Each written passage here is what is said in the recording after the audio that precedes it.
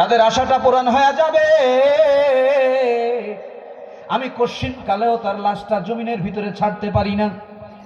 হাদিস শরীফ প্রমাণ করলেন। আল্লাহ রাসূল একটু ধমকের সুরে আলীকে ডাক দিয়ে বলেন, আলী, আমি রাসূল তোমাকে হুকুম করলাম হযরতে খোবায়েবের লাশটা তুমি জমিনের ভিতরে ছেড়ে দাও।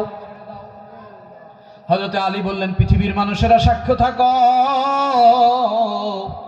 হযরতে খোবায়েবের লাশটা যখন আমি জমিনের ভিতরে ছেড়ে দিলাম, সঙ্গে সঙ্গে জমিনটা দুই দিকে ফাঁকা হয়ে আর হযরতে খোবায়েবের লাশটা তারা দাফন করে গিলে ফেললো।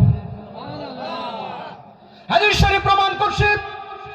এজন্য হযরতে খোবায়েবকে, তার নাম ছিল বালিউল আরদ, যাকে জমিন গ্রাস করে নিয়েছে, জমিন যাকে খেয়ে ফেলেছে। আল্লাহ রাসূল ডাক দিয়া বললেন, আলী,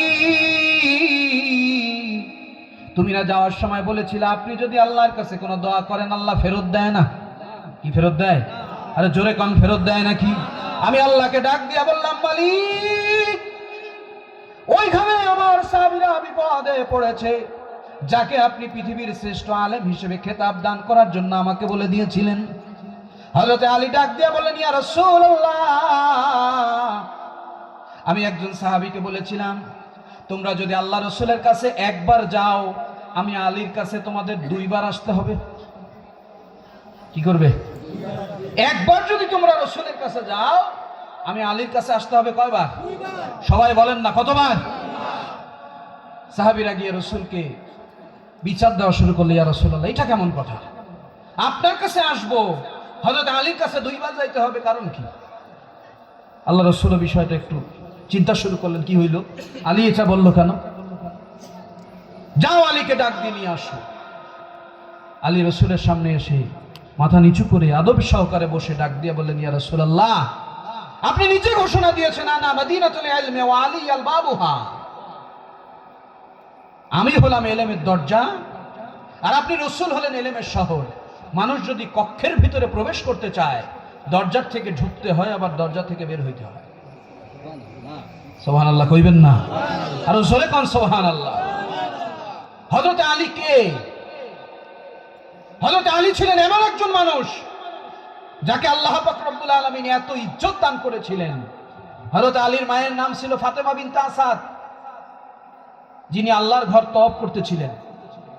আলীর জীবনী পড়বেন। আলীর মা আল্লাহর ঘরটা তওয়াফ করে, এমন সময় আল্লাহ পাক রব্বুল আলামিনের ঘর কুরাইশ বংশের লোকেরা খুলে দিচ্ছে।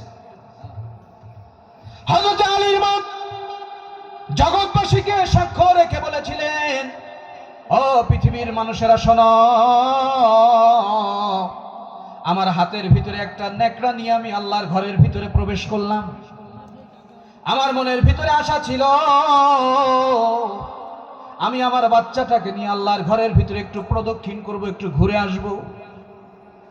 আর ঢুকে তো আমি কোনো কাজ করতে পারবো না, আমি ঘরের ভিতরে অসুস্থ মানুষ, নামাজও পড়তে পারবো না।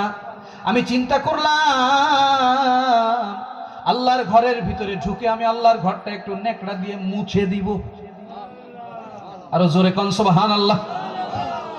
যে সময় আল্লাহর ঘরের ভিতরে প্রবেশ করলাম, প্রবেশ করা মাত্র আমি লক্ষ্য করি আল্লাহ পাক রব্বুল আলামিন আমার শরীরের ভিতরে চেঞ্জ দিয়েছেন, পরিবর্তন দিয়েছেন।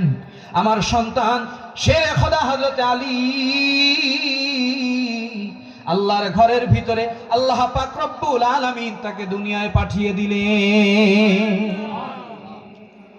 রাসূলের সঙ্গী যারা হয়, রাসূলের সঙ্গে ভালোবাসা যার থাকে, আল্লাহ পাক রব্বুল আলামিনের হাবিব বলেন, যেই মানুষ কি আমি রাসূলের সঙ্গে বন্ধুত্ব থাকে, কিয়ামতের ময়দানে তার কোনো ভয় নাই, কোনো চিন্তা নাই, কোনো পেরেশানি নাই। আমি রাসূলের দলভুক্ত হয়ে ওই মানুষগুলা রাসূলের সঙ্গে জান্নাতে যাবে। হাদিস শরীফ প্রমাণ করছে, আউলান নাসু বিয়াউমাল কিয়ামা আকসারুহুম আলাইয়া সালাওয়াত। আল্লাহ রাসূল সাহাবীদেরকে ডাক দিয়া বললেন, সাহাবীরা শুনে রাখো, কিয়ামতের দিন এক শ্রেণীর মানুষ আমার সঙ্গী হয়ে তারা জান্নাতে যাবে। কার সঙ্গে? আরে কথা কন না, কার সঙ্গে? আমরা রাসূলের সঙ্গী হইতে চাই। কে কে চান দেখি? নারে তাকবীর, নারে তাকবীর। আল্লাহ কবুল করুক, বলেন আমিন। কিয়ামতের ময়দানে যেন আমরা রাসূলের সঙ্গী হইতে পারি, আল্লাহ সেইভাবে কবুল করুক, বলেন আমিন। আল্লাহর হাবিব ডাক দিয়ে বললেন, সাহাবীরা, কিয়ামতের ময়দানে আমার সঙ্গী হয়ে এক ধরনের মানুষ, এক শ্রেণীর মানুষ জান্নাতে যাবে। সাহাবীরা ডাক দিয়ে